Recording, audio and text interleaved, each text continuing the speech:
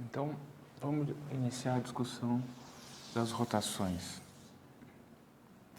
Imagina que a gente tem um disco que gira em torno de um ponto, de um eixo fixo.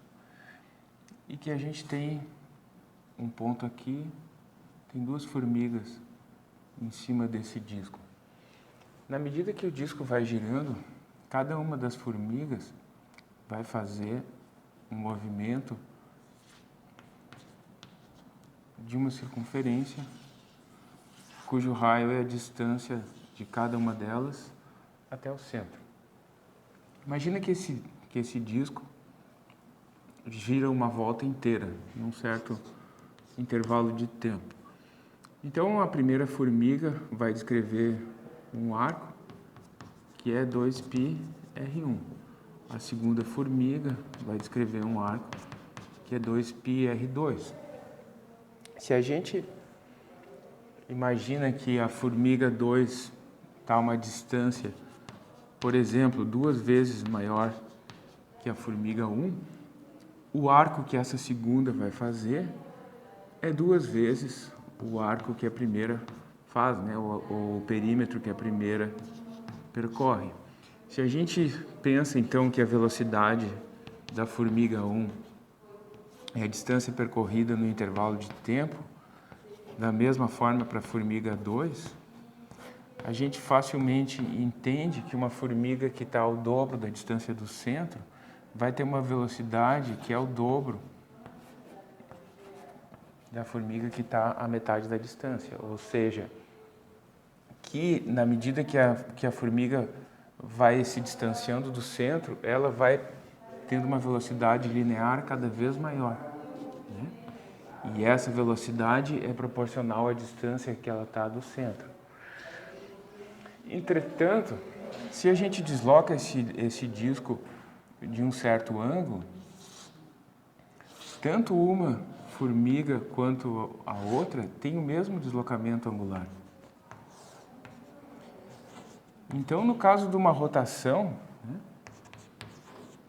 No caso de uma rotação em que cada uma das formigas vai ter velocidades que são proporcionais às distâncias que elas têm do centro, é mais interessante a gente descrever o deslocamento desses pontos, ou das formigas nesses pontos, pelos deslocamentos angulares, né? E não pelos deslocamentos lineares.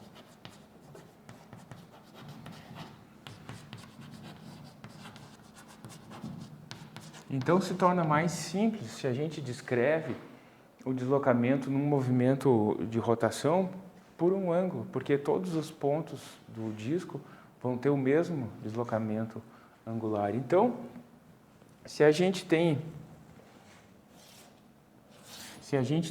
um ponto que está a um certo ângulo inicial e depois se desloca para um outro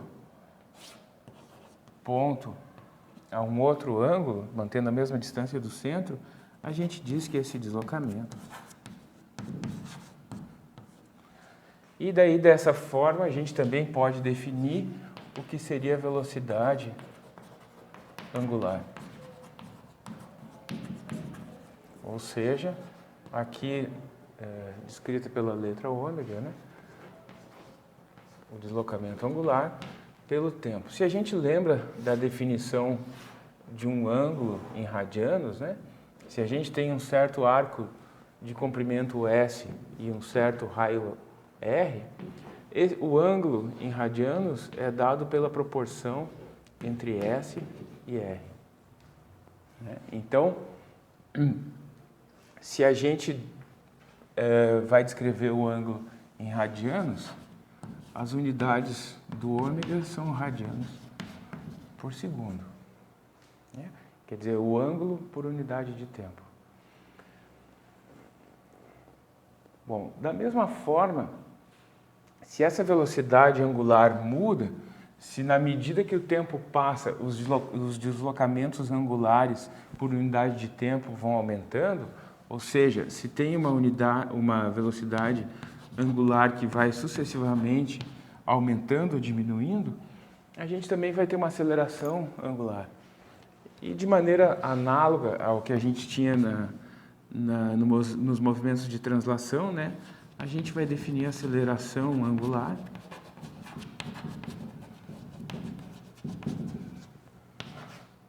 como a variação da velocidade angular no intervalo de tempo. Então, nesse caso, as unidades da aceleração angular vão ser radiano por segundo ao quadrado, que significa radiano por segundo, ou seja, em cada segundo que passa, a velocidade é incrementada por uma certa quantidade de radianos por segundo.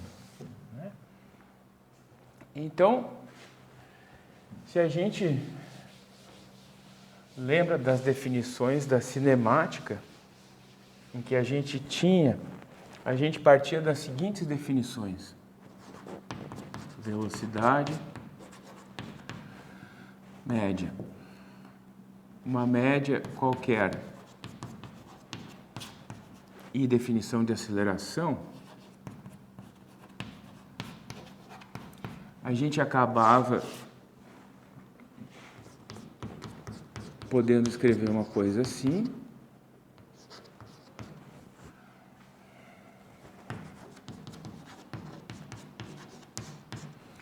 E substituindo a definição de velocidade na velocidade média e depois substituindo a velocidade média na definição dada pelo deslocamento sobre o tempo, a gente acabava com a equação da cinemática que vocês conhecem. Bom, como a gente tem uma definição correspondente aqui, tem a mesma definição de média aritmética e acabou de definir a mesma aceleração, ou uma definição análoga de aceleração, a gente vai acabar tendo uma equação de movimento que é exatamente análoga àquela que a gente tinha no movimento linear. Só que agora toda descrita em termos de grandezas angulares, né? Assim como essa equação descrevia o movimento linear, essa vai descrever o movimento angular.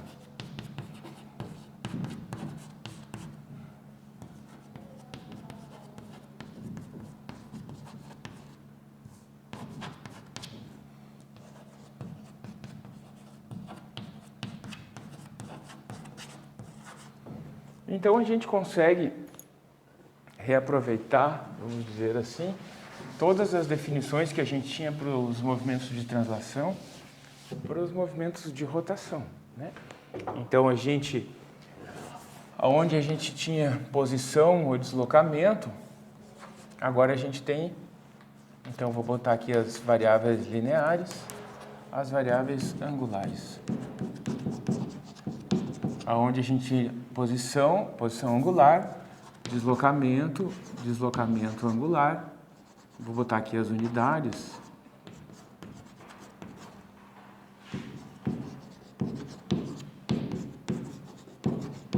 Velocidade.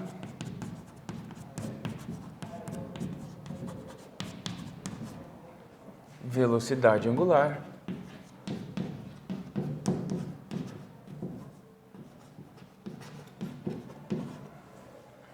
Aceleração.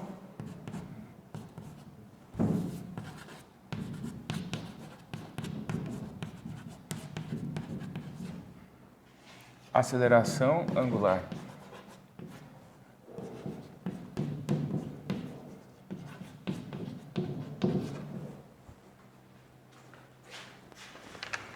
E as equações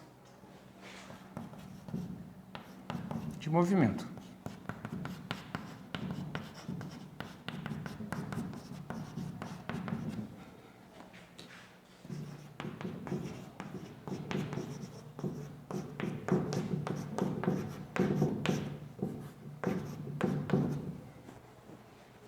E, da mesma forma, as equações auxiliares, né?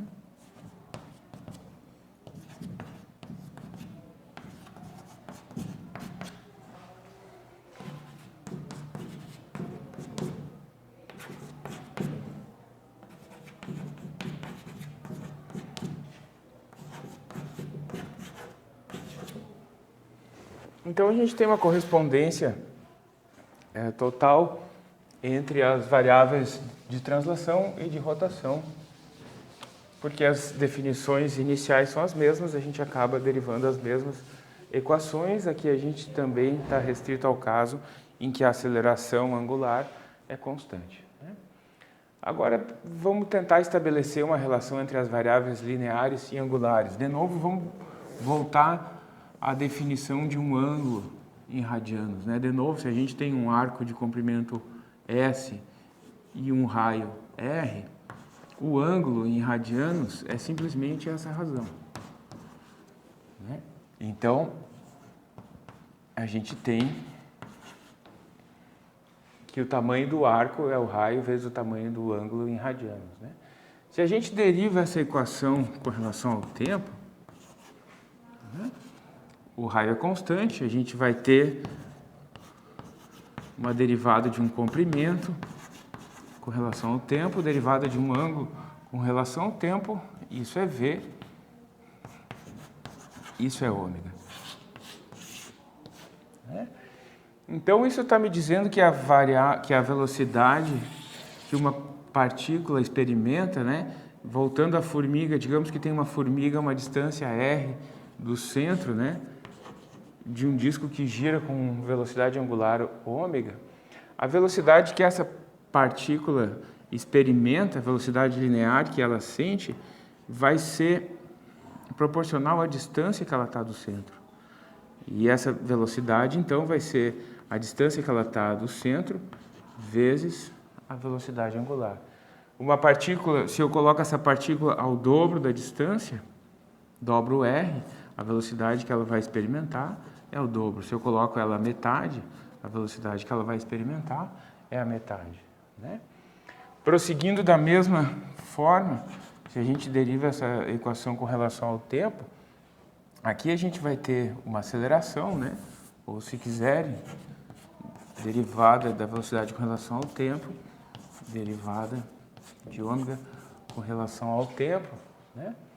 Aqui, nas equações anteriores, eu coloquei delta, teta e delta ômega, porque aqui a gente estava tratando de aceleração constante, mas vocês lembram que as definições exatas da velocidade angular, assim como da velocidade linear instantânea, é a derivada da posição com relação ao tempo, da mesma forma que seria a derivada do ângulo com relação ao tempo, a derivada da velocidade angular com relação ao tempo.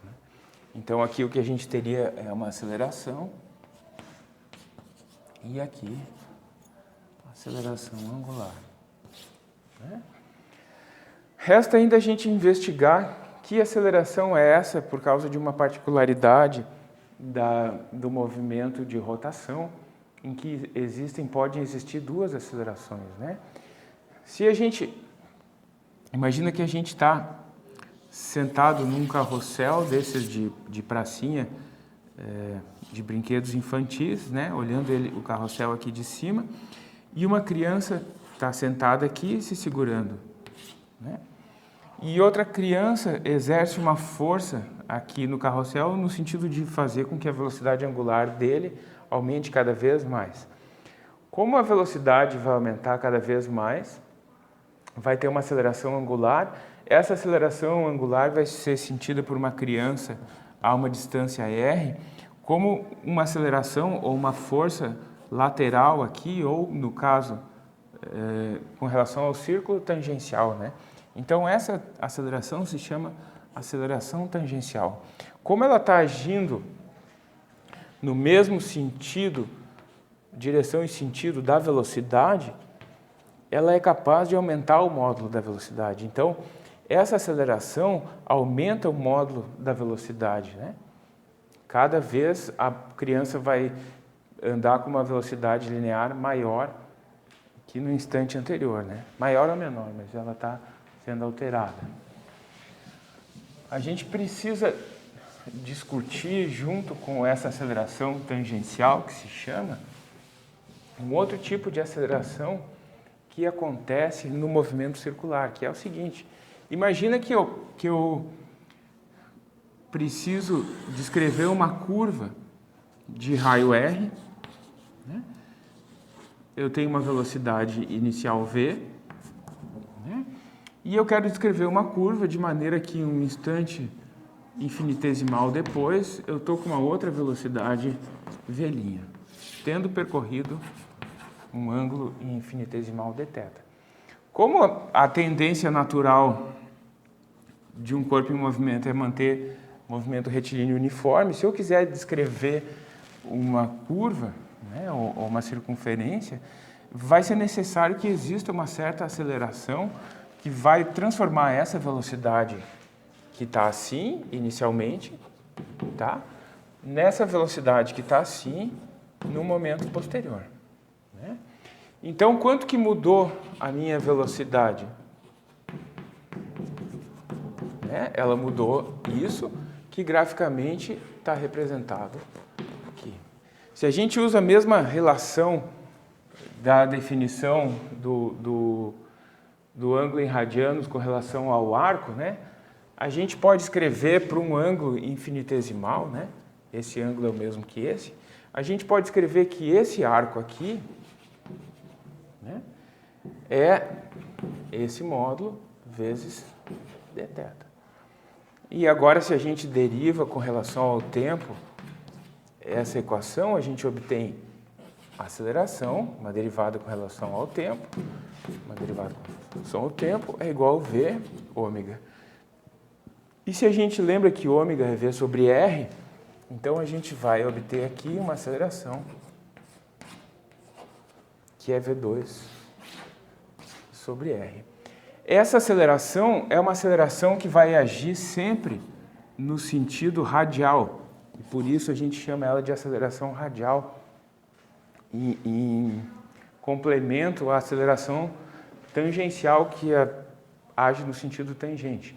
Como essa aceleração está agindo no sentido radial, perpendicular à velocidade, ela não consegue mudar o módulo da velocidade, mas o efeito dela é de mudar a direção em que a velocidade